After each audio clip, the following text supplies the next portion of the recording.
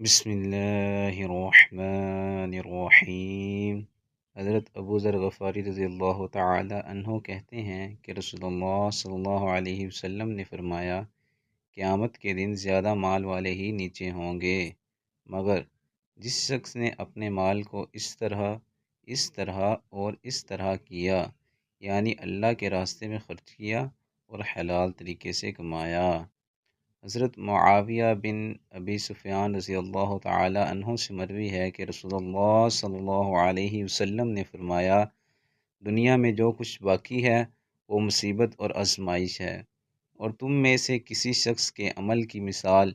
اس برتن کی طرح ہے کہ جب اس کے اوپر والا حصہ پاک صاف ہو تو اس کا نچلا حصہ بھی پاک صاف ہوتا ہے، اور جب اس کا بالائی حصہ گندا ہو جائے تو اس کا نچلا حصہ بھی گندا ہو جاتا ہے۔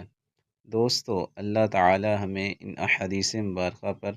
عمل کرنے اور اپنی زندگیوں کو سنوارنے کی توفیق عطا فرمائے، آمین۔